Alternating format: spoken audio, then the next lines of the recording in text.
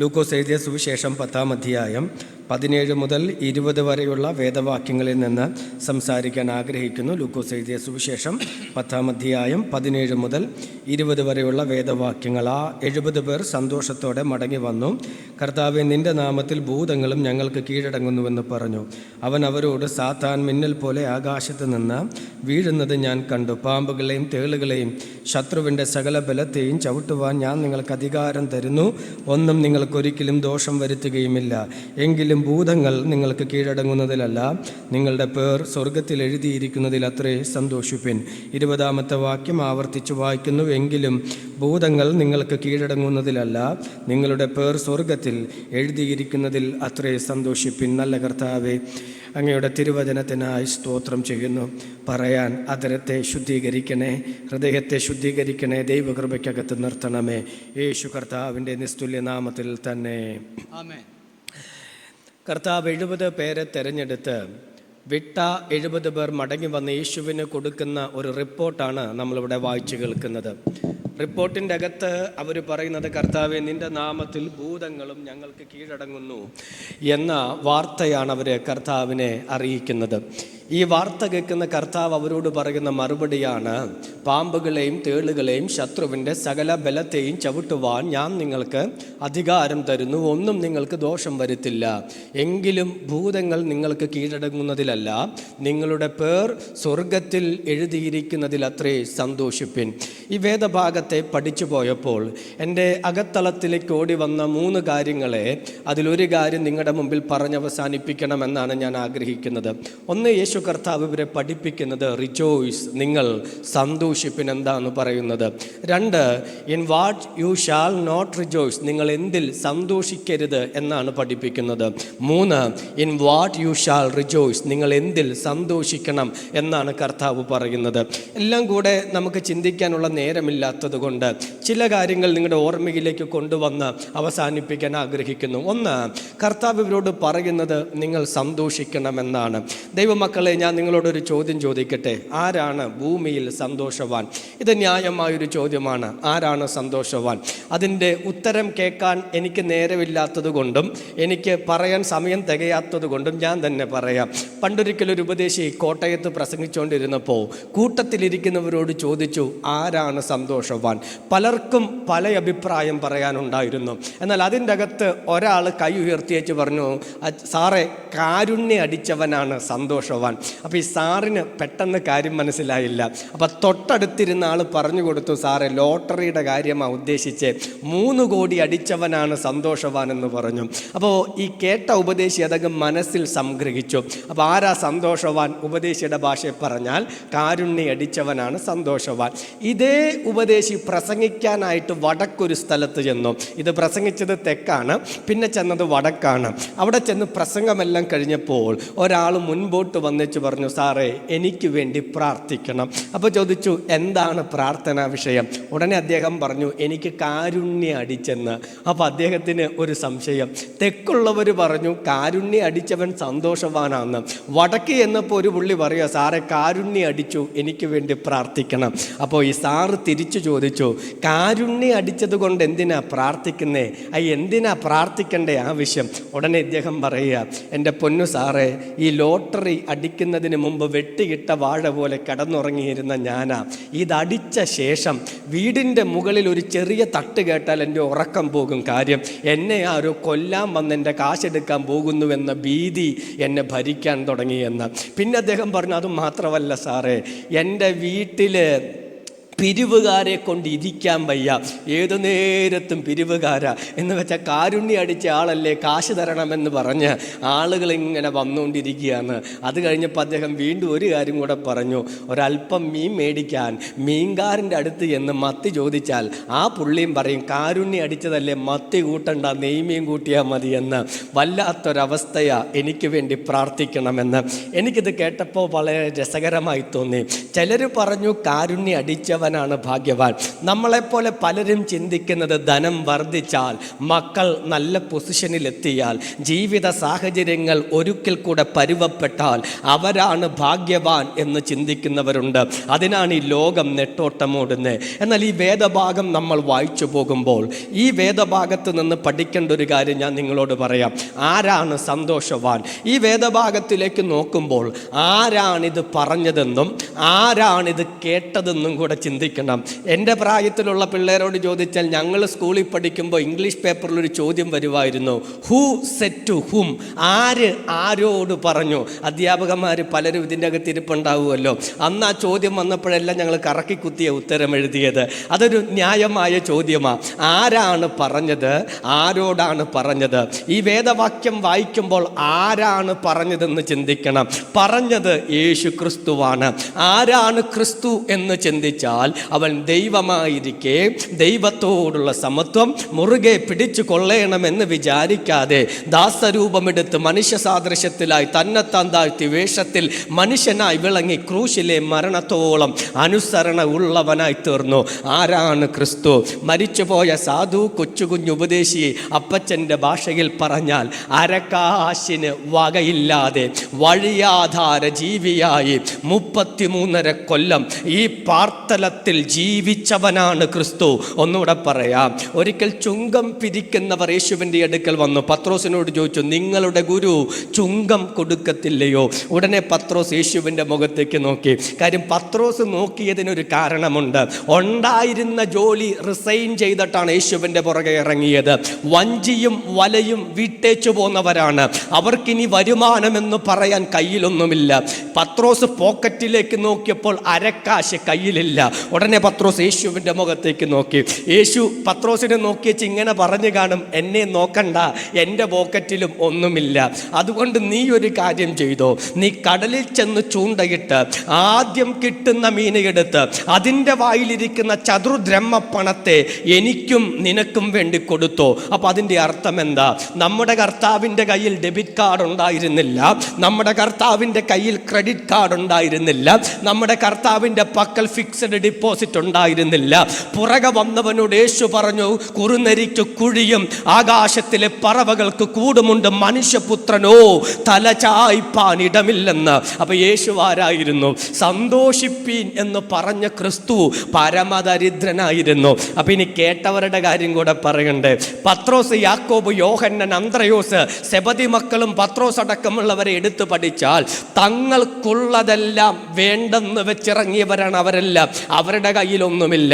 ഓഫീസിൻ്റെ അകത്ത് കാൽക്കുലേറ്റർ വെച്ച് കാൽക്കുലേറ്റ് ചെയ്തുകൊണ്ടിരിക്കുന്ന സമയത്താണ് ചുങ്കക്കാരൻ മത്തായിക്ക് വിളി കിട്ടിയത്, ലേവിക്ക് വിളി കിട്ടിയത്.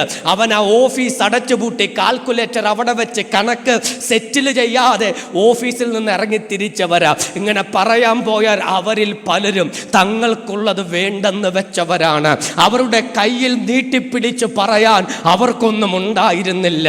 അപ്പൊ എൻ്റെ ഭാഷയിൽ ഒന്നും ഇല്ലാത്ത ക്രിസ്തു ഒന്നും ഇല്ലാതിരിക്കുന്ന ശിഷ്യഗണത്തോട് പറയുകയാണ്, നിങ്ങൾക്ക് സന്തോഷിപ്പാൻ വകയുണ്ടെന്ന്. എന്താ ദൈവമക്കളെ, കേട്ടിരുന്ന് നിങ്ങൾക്ക് എന്താ മനസ്സിലായത്? എനിക്ക് മനസ്സിലായത് ഞാൻ നിങ്ങളോട് പറയാം. സ്വർഗത്തിലെ സന്തോഷത്തിന് ഭൂനിക്ഷേപമായി യാതൊരു ബന്ധവുമില്ല. സ്വർഗത്തിലെ സന്തോഷത്തിന് ഭൂതലത്തിലെ അവസ്ഥയുമായി യാതൊരു ബന്ധവുമില്ല. സ്വർഗീയ സന്തോഷത്തിന് ഞാൻ എന്താണെന്നോ എനിക്കെന്തുണ്ടെന്നോ എൻ്റെ ആരോഗ്യം എങ്ങനെയുണ്ടെന്നോ എന്ന കാര്യത്തിൽ യാതൊരു ബന്ധവുമില്ല. സ്തോത്രം. ഇത് മനസ്സിലാകണമെങ്കിൽ മാർത്തോമ സഭയിലൊരു സെക്കറിയ അച്ഛനുണ്ട്, പി കെ സെക്കറിയ. ഒരു പക്ഷെ നിങ്ങളൊക്കെ കേട്ട് കാണും. എല്ലാ കൺവെൻഷനിലൂടെ പോയി പ്രസംഗിക്കുന്ന ഒരു പ്രായമുള്ള അച്ഛനാണ്. അച്ഛൻ ഞങ്ങളുടെ അവിടെ പ്രസംഗിക്കാൻ വന്നു. അരയ്ക്ക് കീപ്പോട്ട് അനങ്ങില്ല അച്ഛൻ്റെ. 2 കൈയും കഴുത്തും മാത്രമേ, തലയും മാത്രമേ അനങ്ങുകയുള്ളൂ.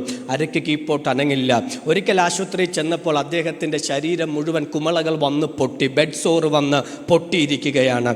അച്ഛൻ ഞങ്ങളുടെ അവിടെ നിന്ന് പറഞ്ഞ അച്ഛൻ്റെ സാക്ഷ്യം സാക്ഷ്യം കേട്ട് ഹൃദയം ഒന്ന് തുടിച്ചെന്നും മാത്രമല്ല കണ്ണ് നിറഞ്ഞൊഴുകി. എന്നാ കാര്യം എന്നറിയാമോ? താൻ മലമൂത്ര വിസർജനത്തിന് പോയാൽ ആ ടോയ്ലറ്റിൻ്റെ അകത്തത് പൂർത്തീകരിക്കാൻ തന്നെ കൊണ്ട് കഴിയില്ല. അത്രയ്ക്ക് ബുദ്ധിമുട്ടാണ്. ഒന്ന് തിരിഞ്ഞ് കിടക്കണമെങ്കിൽ മറ്റൊരാളുടെ സഹായം തനിക്ക് വേണം. വാഹനത്തിൽ കയറണമെങ്കിൽ മറ്റൊരാളുടെ സഹായം വേണം. പക്ഷെ PK സെക്കറിയ അച്ഛൻ്റെ മുഖത്ത് നോക്കിയാൽ അന്നും ഇന്നും ഒരുപോലെ നിറഞ്ഞ പുഞ്ചിരിയും നിറഞ്ഞ സന്തോഷവും കാണാം. എന്ന് വെച്ചാൽ 5 അടി പൊക്കമുള്ള, സ്വന്തം കാര്യം സ്വന്തം കൈകൊണ്ട് ചെയ്യാൻ കഴിയുന്ന, എനിക്കെത്ര സന്തോഷമുണ്ടോ അതേ സന്തോഷം ദീർഘ 20 വർഷമായി വീൽ ചെയറിൽ ഇരിക്കുന്ന അച്ഛൻ്റെ മുഖത്ത് ഞാൻ കണ്ടെങ്കിൽ എനിക്ക് നിങ്ങളോട് ഇന്ന് പകലിൽ പറയാനൊക്കും, സ്വർഗീയ സന്തോഷത്തിന് നമ്മുടെ അവസ്ഥകളുമായി യാതൊരു ബന്ധവുമില്ല. സ്തോത്രം, സ്തോത്രം. ഇനി ഒന്നുകൂടെ പറയാം. മല്ലപ്പള്ളി പ്രസംഗിക്കാൻ ചെന്നപ്പോൾ ഉണ്ടല്ലോ, ഞാനൊരു ആൻറ്റിയെ പരിചയപ്പെട്ടു. ഈ പിരികം തൻ്റെ ശരീരത്തിലില്ല, തലമുടി ഒട്ടുമില്ല, എല്ലാം പൊഴിഞ്ഞുപോയി. ഞാൻ ചോദിച്ചു ഇതെന്നെ പറ്റിയതാ. അപ്പം എന്നോട് പറഞ്ഞു എനിക്കൊരു സാക്ഷ്യം പറയാനുണ്ട്. സാക്ഷ്യം ഇതാണ്, RCCയിലെ ട്രീറ്റ്മെൻറ്റിലാണ്, ക്യാൻസർ സെൻറ്ററിലെ ട്രീറ്റ്മെൻറ്റിലാണ്. ഇപ്പോഴും ട്രീറ്റ്മെൻറ്റ് നടന്നുകൊണ്ടിരിക്കുക. അതിൻ്റെ ഇടയ്ക്ക് ആ മാസ്ക് വെച്ച് പ്രാർത്ഥനയ്ക്ക് വന്നത്. എന്നിട്ട് പറഞ്ഞു മോനെ ക്യാൻസറാ, കീമോ ചെയ്തുകൊണ്ടിരിക്കുന്നു, റേഡിയേഷൻ പോയിക്കൊണ്ടിരിക്കുന്നു, അതിൻ്റെ എഫക്റ്റാണ് ഇതൊക്കെ എന്ന് പറഞ്ഞു. പക്ഷെ ആ മുഖത്തെന്തൊരു ചിരിയെന്നറിയാമോ? അപ്പം ഞാൻ ചോദിച്ചു എന്നിട്ടാണ് ഈ ചിരിച്ചുകൊണ്ട് വർത്താനം പറയുന്നത്, ഒരല്പം പോലും സങ്കടമില്ലേ? അപ്പം എന്നോട് പറഞ്ഞു ഞാൻ നിൻ്റെ ഒരു സാക്ഷ്യം പറയട്ടെ. സാക്ഷ്യം ഇതാണ്, RCC ഞാൻ കിടക്കുന്ന ബെഡിൽ എന്നെ ചികിത്സിക്കുന്ന ഡോക്ടർ കയറി വന്നു. ഞാൻ ആശുപത്രി പോകുമ്പോൾ 2 കാര്യമാണ് കൊണ്ടുപോകാറ്. ഒന്നെൻ്റെ ബൈബിളും ഒന്നെൻ്റെ പാട്ടുപുസ്തകവും. എൻ്റെ മുമ്പിൽ 2 കാര്യമേ ഞാൻ തുറന്നു വെക്കത്തുള്ളൂ. ഒന്നെൻ്റെ വേദപുസ്തകവും എന്നെൻ്റെ പാട്ടുപുസ്തകവും. എന്നെ ചികിത്സിക്കാൻ വന്ന ഡോക്ടർ എൻ്റെ മുമ്പിൽ നിന്നേച്ച് ചോദിച്ചു, ആൻറ്റി ഞങ്ങൾ കയറി ഇറങ്ങുന്ന ഓരോ വാർഡിൻ്റെ അകത്തും മരണഭീതിക്കകത്തുള്ള മനുഷ്യരെയാണ് ഞങ്ങൾ കണ്ടത്.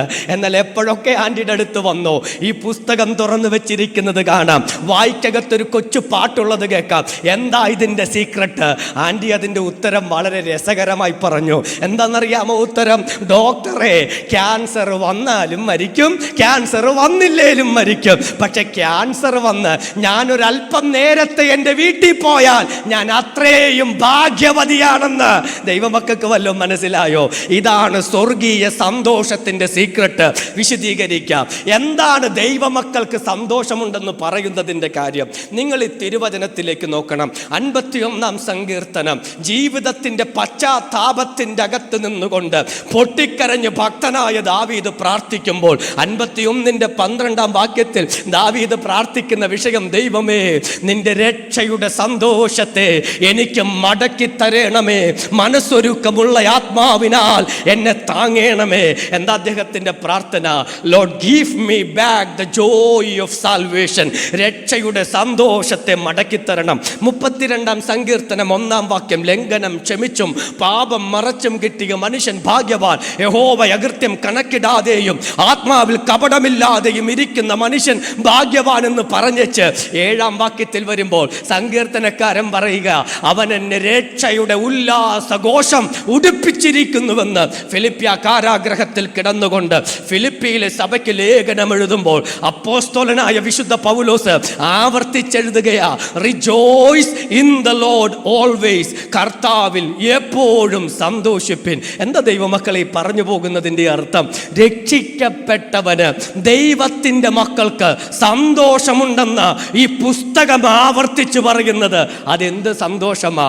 അതാണ് ഞാൻ ഇന്ന് പകലിൽ പറഞ്ഞവസാനിപ്പിക്കാൻ ആഗ്രഹിക്കുന്നത്. അതെന്ത് സന്തോഷമാ? സ്തോത്രം. ഏറ്റവും സന്തോഷമുള്ള സ്ഥലം എവിടെയാണ്? നമ്മൾ വിചാരിച്ചത് പിള്ളേരൊക്കെ യൂറോപ്പിൽ പോയാൽ സന്തോഷമായിരിക്കുമെന്ന. യൂറോപ്പ് സന്തോഷമുള്ള സ്ഥലമാണോ? മൊത്തം പ്രശ്നമാകട്ടോ.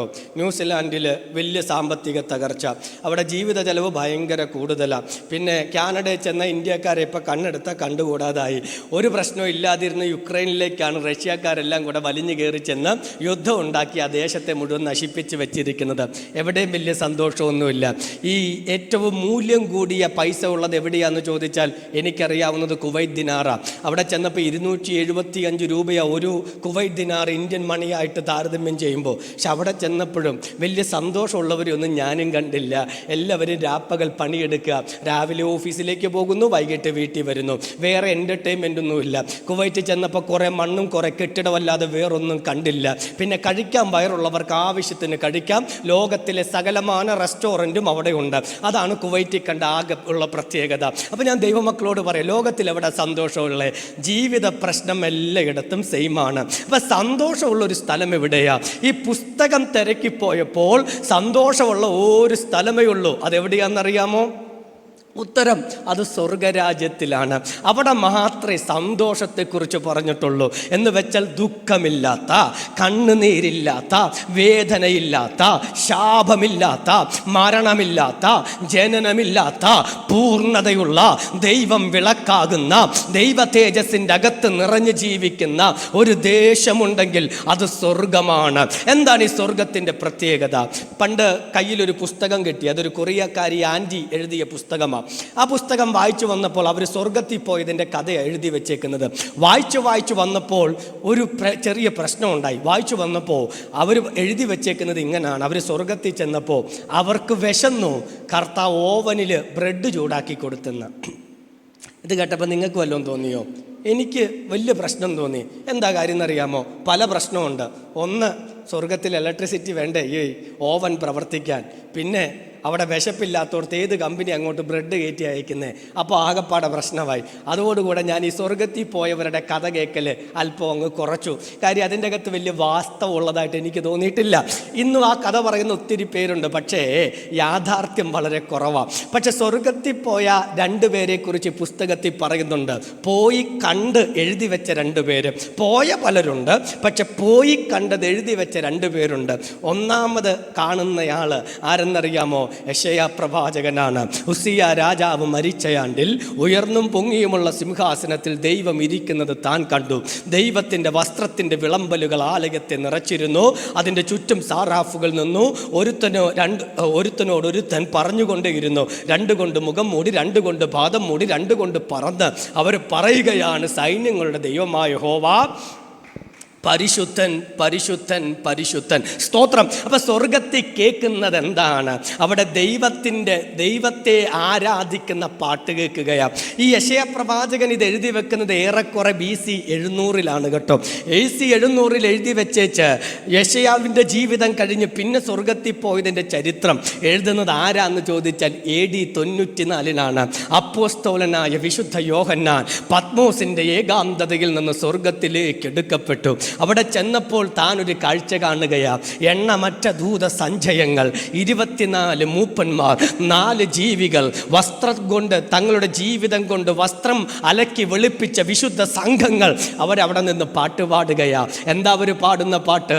കുഞ്ഞാടേ നീ യോഗ്യൻ, നീ അറുക്കപ്പെട്ടു, നിന്റെ രക്തം കൊണ്ട് സകല ഗോത്രങ്ങളിൽ നിന്ന്, ഭാഷകളിൽ നിന്ന്, വംശങ്ങളിൽ നിന്ന്, ജാതികളിൽ നിന്ന് നീ നിനക്കുള്ളവരെ വിലയ്ക്ക് വാങ്ങി. സ്തോത്രം. അപ്പോൾ ഈ പാട്ട് നടക്കുമ്പോൾ എത്ര വർഷമായി? BC 700 യെശയ്യാവ് സ്വർഗത്തിൽ ചെന്നപ്പോൾ കേട്ട പാട്ട്. AD 94 യോഹന്നാൻ സ്വർഗത്തിൽ ചെന്നപ്പോൾ കേട്ട പാട്ട്. 794 വർഷമായി പാട്ട് നിന്നിട്ടില്ല. പാട്ട് നടന്നുകൊണ്ടേ ഇരിക്കുക. എന്താ ഈ പാട്ടിൻ്റെ സീക്രട്ട്? എന്താ ഈ പാട്ടിൻ്റെ പുറകിലുള്ള രഹസ്യം? സ്തോത്രം. ആരാധിച്ച് നിങ്ങളൊക്കെ ആവശ്യത്തിന് മടുത്തേച്ചാ ഇരിക്കുന്നത് അല്ലേ? ഇതും കൂടെ തീർന്നേച്ച് വേണം വീട്ടിൽ പോകാനെന്നും പറഞ്ഞാൽ നിങ്ങൾ ഇരിക്കുന്നത്. ഞാൻ 3 മണിയെന്ന് പറഞ്ഞപ്പോൾ ചിലരുടെ മുഖത്തൊക്കെ ഒരു ദീർഘശ്വാസത്തെ ഞാൻ കണ്ടു. കാര്യം എന്നാ, നമുക്കൊരു പരുവത്തിനപ്പുറം ഒന്നും ആരാധിക്കാൻ ഒക്കുകയില്ല. ചില സ്ഥലത്ത് ആരാധനയ്ക്ക് ചെന്നിരുന്നാൽ ബഹുരസമാണ്. അപ്പം ഞാൻ പോകുന്ന പള്ളിയെക്കുറിച്ച് ഞാൻ എവിടെയെങ്കിലും പറയാറുള്ളൂ. അത് പറയുന്നത് അങ്ങനെ ശരിയല്ല. ചില സ്ഥലത്ത് ആരാധനയ്ക്ക് ചെന്നിരുന്നാൽ ഈ മധ്യസ്ഥ പ്രാർത്ഥന എന്ന് പറഞ്ഞൊരു പരിപാടിയുണ്ട് അല്ലേ? ഇവിടെ ഉണ്ട്, എനിക്കറിയാം. പ്രാർത്ഥിക്കാം എന്ന് അച്ഛൻ പറയുമ്പോൾ തല എങ്ങോട്ടാ പോകുക? ഇരിക്കുന്ന ബെഞ്ചിൻ്റെ അടിയിലേക്ക്. ഒരിക്കൽ ചെന്ന സ്ഥലത്ത് പ്രാർത്ഥിക്കാമെന്ന് അച്ഛൻ പറഞ്ഞേച്ച് തല പോയി. അടുത്തിരുന്ന ആൾ എഴുന്നേറ്റ് വന്നപ്പോൾ ഇവിടെ തുടച്ചോണ്ടാണ് എഴുന്നേറ്റ് വന്നേ.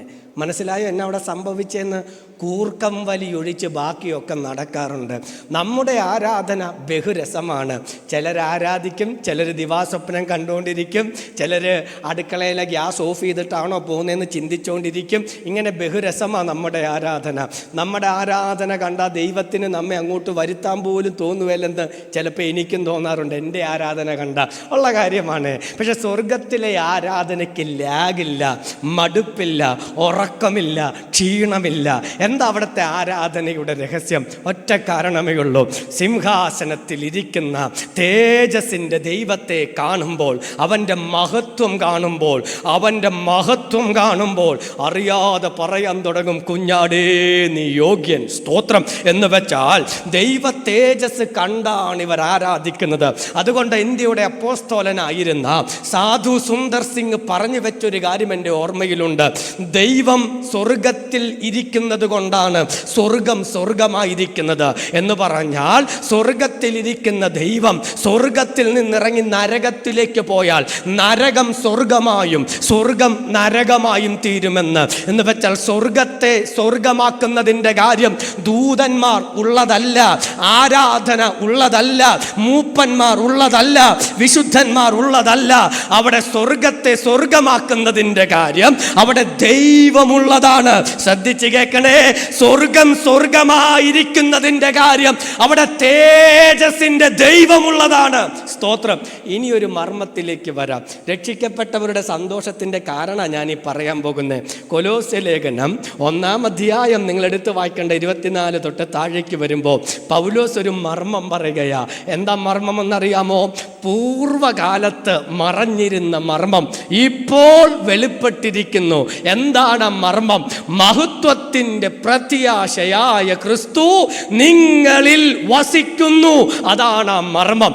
കൊരിന്ത്യർക്ക് ലേഖനം എഴുതുമ്പോൾ എഴുതി വെക്കുക, നിങ്ങൾ ദൈവത്തിൻ്റെ മന്ദിരമെന്നും ദൈവത്തിൻ്റെ ആത്മാവ് നിങ്ങളിൽ വസിക്കുന്നു എന്നും നിങ്ങൾ അറിയുന്നില്ലയോ? എന്താ മനസ്സിലായ ദൈവമക്കളെ?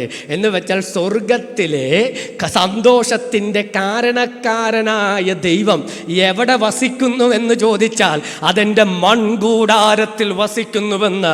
ദൈവം വസിക്കുന്നതാണ് എൻ്റെ ജഡജീവിതമെങ്കിൽ ഉത്തരം സ്വർഗത്തിൽ എത്ര സന്തോഷമുണ്ടോ അതേ സന്തോഷം ഭൂമിയിൽ അനുഭവിക്കുന്നവരാണ് ദൈവത്തിൻ്റെ മക്കൾ. സ്വർഗത്തിലെ സന്തോഷത്തിൻ്റെ കാരണക്കാരനായ ദൈവം ഭൂമിയിൽ എൻ്റെ ജീവിതത്തിൽ വസിക്കുന്നെങ്കിൽ സ്വർഗത്തിൽ എത്ര സന്തോഷമുണ്ടോ അതേ സന്തോഷം ജീവിതത്തിൽ അനുഭവിക്കുന്നവരാണ് ദൈവമക്കൾ. സ്തോത്രം. അതുകൊണ്ട് അവർ കഷ്ടതയിലും പാടുവാൻ, നഷ്ടമതിൽ കൊണ്ടാടുവാൻ അവർക്ക് കഴിഞ്ഞതിൻ്റെ കാര്യം എന്നറിയാമോ? അവർക്കകത്ത് കർത്താവ് വസിക്കുന്നുണ്ടെന്ന്. ഇന്ന് പകല് ദൈവമക്കളോട് പറയുക, സന്തോഷത്തിൻ്റെ സീക്രട്ട് കയ്യിലുള്ളതല്ല, കർത്താവ് വസിക്കുന്നതാ. സ്തോത്രം. ആത്മാവകത്തുള്ളതാ, ജീവൻ പ്രാപിച്ചതാ. ഹല്ലേലൂയ. ആത്മാവകത്തുള്ളവന്, ക്രിസ്തു ജീവിതത്തിൽ വസിക്കുന്നവന് സന്തോഷമുണ്ട് നിസംശയം. സ്തോത്രം, സ്തോത്രം, സ്തോത്രം. ഇനി ആ ഭാഗത്ത് നിൽക്കുന്നില്ല, സമയം തീരാറായി. രണ്ടാമത്തെ വിഷയം, നിങ്ങൾ എന്തിൽ സന്തോഷിക്കരുതെന്ന. എന്തിൽ സന്തോഷിക്കരുത്? ഉള്ളതിൽ സന്തോഷിക്കരുത്, ആരോഗ്യത്തിൽ സന്തോഷിക്കരുത്, മക്കളിൽ സന്തോഷിക്കരുത്, മാതാപിതാക്കളിൽ സന്തോഷിക്കരുത്, ബുദ്ധിയിൽ സന്തോഷിക്കരുത്. അതൊക്കെ നൈമിഷികമാണ്, ഒറ്റ രാത്രി കൊണ്ട് ഇല്ലാതെ പോകാവുന്നതേ ഉള്ളൂ. സ്തോത്രം. എൻ്റെ ഭാര്യ കോവിഡ് കാലത്ത് വർക്ക് ചെയ്തായിരുന്നത് ബിലീവേഴ്സ് ഹോസ്പിറ്റലിൻ്റെ ICUവിൻ്റെ അകത്താണ്. ഒറ്റ രാത്രി കൊണ്ട് ബിലീവേഴ്സ് ആശുപത്രി ICU കോവിഡ് ICU ആയിട്ട് മാറ്റപ്പെട്ടു. ഓരോ ദിവസവും വീട്ടിൽ വന്നു കയറുമ്പോൾ അവൾ പറയുന്നൊരു കാര്യമുണ്ട്, പ്രായമുള്ളവരെക്കാൾ അധികം മരിച്ചത് പ്രായം കുറഞ്ഞവരാ. അയിരൂര് ചെറുകോൽപ്പുഴ എന്ന സ്ഥലത്ത് 33 വയസ്സുള്ള സഹോദരനും 31 വയസ്സുള്ള സഹോദരനും 2 ആഴ്ചയുടെ വ്യത്യാസത്തിലാണ് മണ്ണിൻ്റെ അടിയിലേക്ക് മറഞ്ഞുപോയത്. ദൈവമക്കളെ, ഒരു കോവിഡ് മതി ആരോഗ്യം നഷ്ടമാകാൻ. സ്തോത്രം. ഞാൻ നവജീവോദയത്തിൽ പഠിക്കാൻ വരുമ്പോൾ ആ ദേശത്തെ വിറപ്പിക്കുന്ന ഒരാളെ എനിക്ക് എനിക്കറിയാമായിരുന്നു. പിരിച്ചു വെച്ച മീശയും ഒരാനയെ പിടിച്ചു നിർത്താൻ ആരോഗ്യവുമുണ്ടെന്ന് ഞങ്ങൾ പറഞ്ഞ മനുഷ്യൻ കാലത്തിൻ്റെ പുറകിൽ നിന്ന് അദ്ദേഹം നടക്കുമ്പോൾ ഒരു കൈയും ഒരു കാലും മര്യാദയ്ക്കനക്കില്ല. എന്താ കാര്യം എന്നറിയാമോ? അകത്തൂടെ ഓടുന്ന ഒരു ഞരമ്പ് ഒരു ദിവസം പണിമുടക്കിയാൽ തീരാവുന്നതേ ഉള്ളൂ. ആരോഗ്യമെന്നുള്ളത്, സ്തോത്രം, ഒരു വലിയ തകർച്ചയുണ്ടായാൽ തീരാവുന്നതേ ഉള്ളൂ. ഹല്ലേലൂയ. സാമ്പത്തികമെന്നുള്ളത്, ചെന്നൈയിൽ വെള്ളപ്പൊക്കമുണ്ടായപ്പോൾ ഒരു മനുഷ്യൻ്റെ സാക്ഷ്യം എഴുതി വെച്ചിട്ടുണ്ട്. 4 നില ബിൽഡിങ്ങിൻ്റെ അകത്ത് സന്തോഷത്തോടെ ജീവിക്കുന്ന കോടിപതി ഒരു കഷണം ബണ്ണ് കിട്ടുവാൻ വേണ്ടി ബിൽഡിങ്ങിൻ്റെ മുകളിൽ കയറി നിന്ന് ഹെലികോപ്റ്ററിന് കൈ കാണിച്ച ചരിത്രം മനോരമ പത്രം എഴുതി വെച്ചിരുന്നു. കോടിപതിയായിട്ടും ഒരു കഷ്ണം ബണ്ണ് കിട്ടാൻ കൈവീശിയ ചരിത്രമുണ്ട്. എന്തിനാ നമ്മൾ ഈ അഹങ്കരിക്കുന്നത്? ഒരു രാത്രി കൊണ്ട് അവസാനിക്കാവുന്നതേ ഉള്ളൂ കയ്യിലുള്ളതും സ്വയമുണ്ടെന്ന് തോന്നുന്നതും. അതുകൊണ്ട് ബുദ്ധി ഉപദേശമായി ഇങ്ങനെ പറയാം, ലഭിച്ചതിലല്ല സന്തോഷിക്കേണ്ടത്, തന്നവനിലത്രേ സന്തോഷിക്കേണ്ടത്. ഉള്ളതിലല്ല സന്തോഷിക്കേണ്ടത്, ഇത് കരുണയോടെ അനുഭവിപ്പാൻ അനുവദിച്ച ദൈവത്തിലത്രേ സന്തോഷിക്കേണ്ടത്. സ്തോത്രം. അപ്പോൾ സന്തോഷിക്കുന്നതിൻ്റെ രഹസ്യം പറഞ്ഞു. എന്തിൽ സന്തോഷിക്കരുതെന്ന് പറഞ്ഞു. 3, എന്തിൽ സന്തോഷിക്കുന്നു?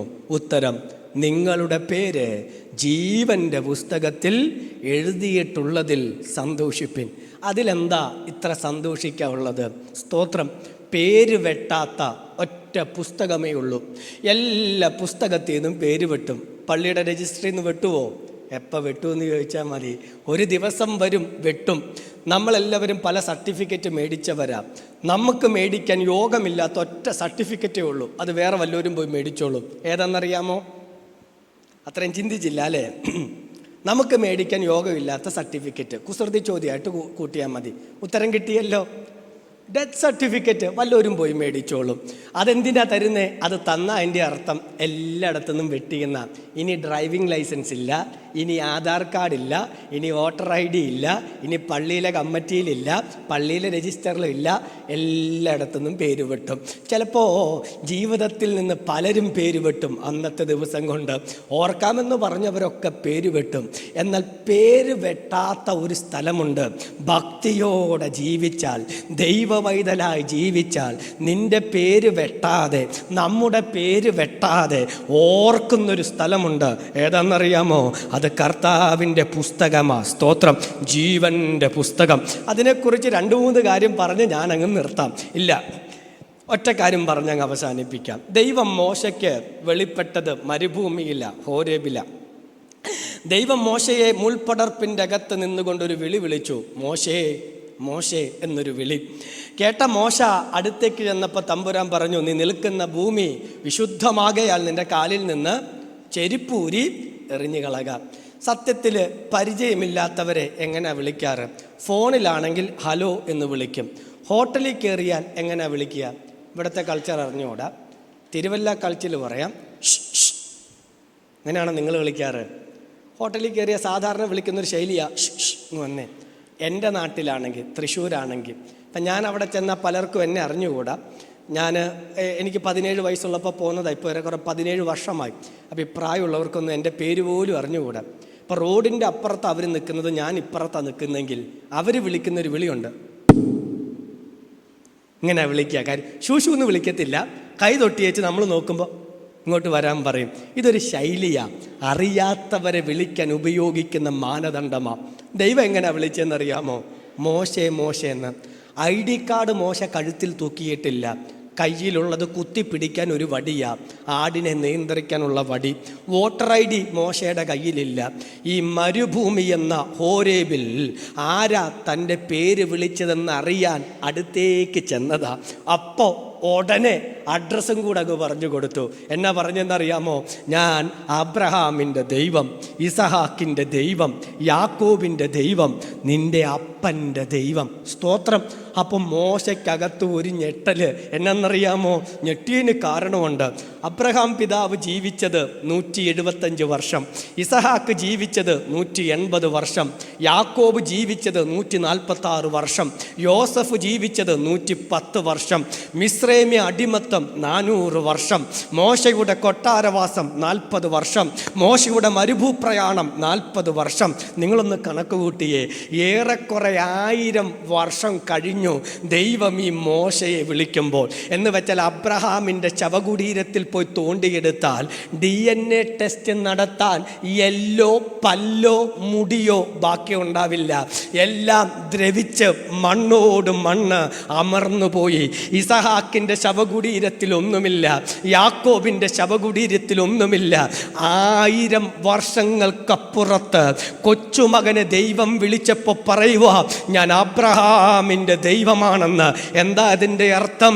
കാലമിനി എത്ര മുന്നോട്ട് പോയാലും ഭക്തിയോടെ ജീവിച്ചാൽ, ദൈവ പൈതലായി ജീവിച്ചാൽ, ദൈവകൃപയിൽ ജീവിച്ചാൽ, നിന്റെ പേര് വിളിക്കുന്നൊരു ദിവസം നിത്യതയുടെ തീരത്തുണ്ട്. മണ്ണിൽ കിടക്കുന്ന വിശുദ്ധന്മാരെ പേര് ചൊല്ലി ദൈവം വിളിച്ചെഴുന്നേൽപ്പിക്കുന്ന ഒരു ദിവസമുണ്ട്. സ്തോത്രം. ദൈവം മറക്കില്ലെന്ന ഈ പറഞ്ഞതിൻ്റെ അർത്ഥം. മാതാപിതാക്കളെ, ആരു മറന്നാലും നീ ഭക്തിയോടെ ജീവിച്ചാൽ ദൈവം നിന്നെ മറക്കുകയില്ല. സ്തോത്രം. അത് മാത്രമല്ല, ഈ പേരെഴുതി വെച്ചേക്കുന്നതിന് ഒരു കാരണം കൂടെ പറയാം. എന്തിനാ പേരെഴുതി വെച്ചേ? അത് പ്രതിഫലം തരാൻ വേണ്ടിയാ. സ്തോത്രം. ഹല്ലേലൂയ. ഞാൻ ദൈവമക്കളോട് പറയും, എനിക്കൊരമ്മച്ചി ഉണ്ടായിരുന്നു, മരിച്ചുപോയി. 95 വയസ്സായപ്പോഴാണ് മരിച്ചേ. എൻ്റെ അമ്മച്ചി വെളുപ്പാങ്കാലത്ത് 4 മണിക്ക് എഴുന്നേറ്റ് പ്രാർത്ഥിക്കുമ്പോൾ ദേശത്തിന് വേണ്ടി പ്രാർത്ഥിക്കും, സഭയ്ക്ക് വേണ്ടി പ്രാർത്ഥിക്കും, അച്ഛന് വേണ്ടി പ്രാർത്ഥിക്കും, എനിക്ക് വേണ്ടി പ്രത്യേകം പ്രാർത്ഥിക്കും, കുടുംബത്തിന് വേണ്ടി പ്രാർത്ഥിക്കും, രക്ഷിക്കപ്പെടാത്ത വീട്ടിലെ മക്കൾക്ക് വേണ്ടി പ്രാർത്ഥിക്കും, കൊച്ചുമക്കൾക്ക് വേണ്ടി പ്രാർത്ഥിക്കും, മദ്യപിക്കുന്നവർക്ക് വേണ്ടി പ്രാർത്ഥിക്കും, ദേശത്തിലെ ഓരോ കുടുംബത്തിൻ്റെ പേര് പറഞ്ഞ് പ്രാർത്ഥിക്കും.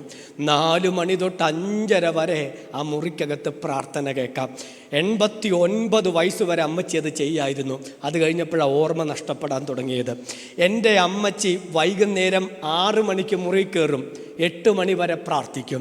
8 മണി കഴിഞ്ഞ് ഞങ്ങൾ കുടുംബ പ്രാർത്ഥനയ്ക്കിരിക്കുമ്പോൾ അമ്മച്ചി അവിടെ വന്നിരിക്കും, അവിടെ ഇരുന്നും പ്രാർത്ഥിക്കും. ഞാൻ ദൈവമക്കളോട് പറയട്ടെ, എൻ്റെ അമ്മ സാക്ഷ്യം പറയാൻ എവിടെയും പോയിട്ടില്ല, എൻ്റെ അമ്മ പ്രസംഗിച്ചിട്ടില്ല. എൻ്റെ അമ്മച്ചി ആകെക്കൂടെ വായിച്ചത് ഈ വിശുദ്ധ വേദപുസ്തകമാണ്. അത് മാത്രമേ അമ്മച്ചി വായിച്ചിട്ടുള്ളൂ. വിദ്യാഭ്യാസം അമ്മച്ചിക്കില്ല. എഴുത്തും വായനയും പഠിച്ചത് വേദപുസ്തകം വായിച്ചാണ് പഠിച്ചത്. അമ്മച്ചി മണ്ണിൻ്റെ അടിയിൽ കിടക്കുക. ആർക്കേലും എൻ്റെ അമ്മയുടെ പേരറിയാമോ? ആർക്കും അറിയില്ല. കൊച്ചുമോനായ എൻ്റെ പേര് പലർക്കും അറിയാം.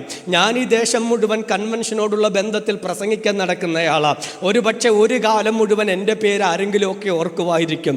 പക്ഷെ മണ്ണിൻ്റെ അടിയിലേക്ക് മാങ്ങിപ്പോയ പ്രാർത്ഥിച്ച എൻ്റെ അമ്മച്ചിയെ ആർക്കും അറിയില്ല. എന്തിനാ ദൈവം പേരെഴുതി വെച്ചേക്കുന്നതെന്ന് അറിയാമോ? ഇതുപോലെ മണ്ണിൻ്റെ അടി കിടക്കുന്ന ഒരുപാട് പേരുണ്ട്. ഹെൻറി ബേക്കർ എന്ന നാമം മറക്കരുത്. സ്തോത്രം. 59-ാമത്തെ വയസ്സിൽ സ്വന്തം ദേശം വിട്ട് അന്യദേശത്ത് വന്ന് ഇവിടെ പ്രാണൻ കൊടുത്ത് സകല സുഖങ്ങളെയും വേണ്ടെന്ന് വെച്ച് കാടും മേടും നിറഞ്ഞ് ഈ സ്ഥലത്ത് ജീവിച്ച് ഈ മണ്ണിൽ അവസാനിച്ച ഭക്തന്മാരൊത്തിരി മണ്ണിൻ്റെ അടിയിൽ കിടപ്പുണ്ട്. മറക്കരുത്. വില്യം കേറി തൊട്ട് CT സ്റ്റഡ് തൊട്ട് ജോൺ ഹസ് തൊട്ട് ഭക്തന്മാർ മണ്ണിൻ്റെ അടിയിൽ കിടപ്പുണ്ട്. എന്തിനാ പേരെഴുതി സൂക്ഷിച്ചേക്കുന്നെന്ന് അറിയാമോ? ഒരു ദിവസം വിളിച്ചെഴുന്നേൽപ്പിക്കും. ദ്രവത്വമുള്ളത് അദ്രവത്വത്തെ ധരിക്കും, മർത്യമായത് അമർത്യതയെ ധരിക്കും. അന്ന് മരണം നീങ്ങി ജയം സംഭവിക്കും. സ്തോത്രം. അന്ന് ഈ മണ്ണിന്റെ ഗുരുത്വാകർഷണ ബലത്തെ ഭേദിച്ചുകൊണ്ട് വിശുദ്ധന്മാർ സ്വർഗത്തിലേക്ക് ഉയരും. സ്തോത്രം. സ്തോത്രം. സ്തോത്രം. 5 വർഷം സെമിനാരി പഠിച്ചു. ഞാനും മാസ്റ്റർ ഡിഗ്രി കംപ്ലീറ്റ് ചെയ്തു. ഞാൻ ചെന്നത് മലയാളം മീഡിയത്തിൽ പഠിച്ച. എനിക്ക് ഇംഗ്ലീഷ് ഒരു വക അറിയത്തില്ലായിരുന്നു എന്ന് പറയുന്നത് തെറ്റില്ല. കാര്യം കൂടെ പഠിച്ചവരെല്ലാം നന്നായി ഇംഗ്ലീഷ് പറയുമായിരുന്നു. ടീച്ചർ ക്ലാസ് എടുക്കാൻ നേരത്ത് പറഞ്ഞു എപ്പിസ്റ്റൽ ഓഫ് റോമൻസ്. ഞാൻ എഴുതി വെച്ചത് എപ്പിസ്റ്റൽ ഓഫ് റൊമാൻസ് എന്നാണ് എഴുതി വെച്ചത്. Spelling mistake. വലിയ പ്രയാസമായിരുന്നു പഠിക്കാൻ. 6 മാസം ശരിക്ക് കഷ്ടപ്പെട്ടു. തലയ്ക്ക് മേളിൽ കൂടെ പോയി എന്നല്ലാതെ തലയ്ക്കകത്തൊന്നും കയറിയില്ല. പഠിപ്പിക്കുന്നവരെല്ലാം ഇംഗ്ലീഷിലാണ് പഠിപ്പിക്കുന്നത്. ഞാൻ ഏതോ അമേരിക്കയിൽ ചെന്നിരിക്കുന്ന അവസ്ഥയിലാണ് തിരുവല്ലയിൽ ക്ലാസ് മുറിക്കകത്തിരുന്ന് വളരെ കഷ്ടപ്പെട്ടു. പഠിക്കാൻ മാത്രമല്ല കഷ്ടപ്പെട്ടത്, പഠിക്കുന്നു എന്ന് പറയുമ്പോൾ സെമിനാരിൽ പോകുന്നവരെന്ന് കേൾക്കുമ്പോൾ നിങ്ങൾ ചിന്തിക്കരുത് എളുപ്പമാണെന്ന്. ഫിലോസഫി, MRSM, സൈക്കോളജി, റിലീജിയൻ എന്ന് വേണ്ട ആവശ്യമില്ലാത്ത സകലതും പഠിക്കണം. ഇതിനൊക്കെ അസൈൻമെൻ്റ് എഴുതണം, ഇതിനൊക്കെ റീഡിംഗ് റിപ്പോർട്ട് ഉണ്ടാക്കണം, ഇതിനൊക്കെ പേപ്പർ പ്രസൻറ്റേഷൻ നടത്തണം. 4 മാസമാണ് ഒരു സെമസ്റ്റർ എന്നുള്ളത്. അതിൻ്റെ അകത്ത് 22-ലധികം assignment, reading report, paper work ചെയ്ത് സബ്മിറ്റ് ചെയ്യണം. അത്ര എളുപ്പമൊന്നും അല്ലായിരുന്നു. അതും മാത്രമല്ല, ഭക്ഷണം ഭയങ്കര പാടായിരുന്നു. ഹോസ്റ്റൽ താമസം വലിയ പാടായിരുന്നു. വീട്ടിൽ ഒരു പണിയും ചെയ്യാത്ത ഞങ്ങളെ കൊണ്ട് എല്ലാ പണിയും ചെയ്യിപ്പിച്ചു. അടിച്ചു വാരൽ, തൂക്കൽ, തുടയ്ക്കൽ, വണ്ടി കഴുകൽ, ടാങ്ക് കഴുകൽ എന്ന് വേണ്ട, വിറക് വെട്ട്, തെങ്ങിക്കയറ്റം, വാഴ വയ്ക്കൽ, സകല പണിയും ചെയ്യേണ്ട വന്നു. ചപ്പാത്തി ഉണ്ടാക്കാൻ പഠിച്ചത് സെമിനാരി വന്നിട്ടാ. കറി തികയാതെ വന്നാൽ അതിനകത്ത് കഞ്ഞിവെള്ളം ഒഴിക്കണം എന്നുള്ളത് സെമിനാരി വന്ന് പഠിച്ചതാ. ഇങ്ങനെ പഠിച്ച പല പരിപാടികളുണ്ട്. കഷ്ടപ്പെട്ടു. സ്വന്തമായിട്ട് തുണി അലക്കണം, ടീച്ചർമാരുടെ എല്ലാം വഴക്കും കേൾക്കണം. അയ്യോ എന്ന് പറഞ്ഞതിന് 30 രൂപയാണ് ഞാൻ ഫൈൻ കൊടുത്തത്. ഞാൻ പറഞ്ഞു, സാറേ അയ്യോ എന്നുള്ളത് ഇംഗ്ലീഷിലും അങ്ങനെ തന്നെയാ, മലയാളത്തിലും അങ്ങനെ തന്നെയാ. നല്ല കഷ്ടപ്പാടായിരുന്നു ദൈവമക്കളെ. 5 വർഷം പഠിക്കാൻ തലകുത്തി നിന്നിട്ടാണ് ഒരു പരുവത്തിൽ ഇത് പഠിച്ചു തീർത്തത്. പക്ഷെ ഞാനൊരു കാര്യം പറയട്ടെ, എൻ്റെ ഗ്രാജുവേഷൻ ഡേയുടെ അന്നേ സ്തോത്രം എൻ്റെ പേര് വിളിച്ചപ്പോൾ അവിടെ ഇരിക്കുന്ന എല്ലാവരെക്കാളും എൻ്റെ അകത്തുണ്ടായ സന്തോഷം ചെറുതല്ല. കാര്യം സർട്ടിഫിക്കറ്റ് മേടിക്കുമ്പോൾ കഴിഞ്ഞ 5 വർഷമായി വീട് വിട്ട് നിന്ന് പഠിച്ചതിൻ്റെ സ്ട്രഗിൾ മുഴുവൻ അനുഭവിച്ചിട്ടാണ് ഞാൻ ആ സർട്ടിഫിക്കറ്റ് എൻ്റെ കയ്യിലേക്ക് മേടിക്കുന്നത്. അതിൽ ഞാൻ അനുഭവിക്കുന്ന സന്തോഷം ചെറുതല്ല. തേജസ്സിൻ്റെ ദൈവം പേര് വിളിച്ച് ഭക്തന്മാരെ സ്വർഗത്തിൽ നിർത്തുമ്പോൾ അവരനുഭവിക്കാൻ പോകുന്ന സന്തോഷവും ചെറുതല്ല. അതുകൊണ്ട് ഇന്ന് പകലിൽ ദൈവമക്കളെ ഓർമ്മിപ്പിക്കുകയാ, പേര് വെട്ടാത്ത ഒറ്റ സ്ഥലമേ ഉള്ളൂ, അത് ദൈവരാജ്യമാ. അവിടെ പേരുള്ളവരായി, ആ കർത്താവിൻ്റെ മുമ്പിൽ വിശുദ്ധരായി, വേർപെട്ടവരായി, ദൈവപ്രസാദമുള്ളവരായി ജീവിച്ചവസാനിപ്പിക്കാൻ ദൈവം ഭാഗ്യം നൽകണം. ദ്രവത്വം അദ്രവത്വത്തെ ധരിക്കുമ്പോൾ മരണം നീങ്ങി ജയം വരും. ഹേ മരണമേ, നിന്റെ ജയം എവിടെയെന്ന പാട്ടുപാടുന്ന കൂട്ടത്തിൽ അവസാനം കാണണം. അതുകൊണ്ട് സന്തോഷിക്കണം. എന്തിൽ സന്തോഷിക്കണം? നിങ്ങളുടെ പേര് സ്വർഗത്തിൽ എഴുതിയതിൽ സന്തോഷിക്കണം. കണ്ണുകളെ ദൈവസന്നിധിയിൽ അടയ്ക്കാം. Hallelujah, hallelujah, hallelujah. ദൈവാത്മാവിൻ്റെ അകത്തുള്ളവർ, ക്രിസ്തുവിനെ പ്രാപിച്ചവരുടെ അകത്ത് സന്തോഷമുണ്ട്. അവർ ലോകത്തിൽ ഏതവസ്ഥയിലായാലും, ഏത് ജീവിത പശ്ചാത്തലത്തിലാണെങ്കിലും ആത്മാവിൻ്റെ ശക്തി പ്രാപിച്ച, ക്രിസ്തുവിനെ പ്രാപിച്ച ദൈവവൈതലിൻ്റെ അകത്ത് നിറഞ്ഞു നിൽക്കുന്ന സ്വർഗീയ സന്തോഷമുണ്ട്. ഇന്ന് പകലിൽ അത് നഷ്ടപ്പെട്ടിട്ടുണ്ടെങ്കിൽ മടക്കിത്തരുന്ന ദൈവത്തോട് പ്രാർത്ഥിക്കണം. ദൈവമേ, നിൻ്റെ രക്ഷയുടെ സന്തോഷത്തെ മടക്കിത്തരണമേ. മാത്രമല്ല, എന്തിലാ സന്തോഷിക്കേണ്ടത്? പേര് സ്വർഗത്തിൽ എഴുതിയിട്ടുള്ളതിൽ. ഹല്ലേലൂയ. ഒരിക്കൽ കൂടെ പറയാം, എല്ലാം വിട്ടേച്ചു പോകണം. അന്ന് ദൈവത്തെ മറന്ന് ജീവിച്ചാൽ മണ്ണുകൊണ്ട് അവസാനിക്കും, നിത്യത നരകത്തിൽ അവസാനിക്കും. എന്നാൽ കർത്താവിന് വേണ്ടി ജീവിച്ചാൽ മണ്ണിൽ നിന്ന് വിളിച്ചെഴുന്നേൽപ്പിച്ച് തേജസ്സിൻ്റെ വസ്ത്രം ധരിപ്പിച്ച് കിരീടങ്ങളെ തന്ന് അവൻ ഇരിക്കുന്ന ഇടത്ത് അവൻ നമ്മെയും ഇരുത്തും. അതുകൊണ്ട് ലക്ഷ്യം ഭൂമിയാകരുത്, ലക്ഷ്യം സ്വർഗരാജ്യമായിരിക്കട്ടെ. ഭൂമിയിൽ പൗരത്വമുണ്ടെങ്കിലും എൻ്റെ പൗരത്വം സ്വർഗത്തിലെന്ന് ഇന്ന് പകലിൽ വിശ്വാസത്തോടെ വിളിച്ചു പറയട്ടെ. അങ്ങനെ ജീവിക്കാൻ ദൈവം നമുക്ക് കൃപ നൽകട്ടെ. കർത്താവ്, ഇന്ന് പകലിനായി സ്തോത്രം. രാവിലത്തെ ഈ സമയം മുതൽ ഞങ്ങളെ കേൾപ്പിച്ച ദൈവാലോചനകൾക്കായി സ്തോത്രം.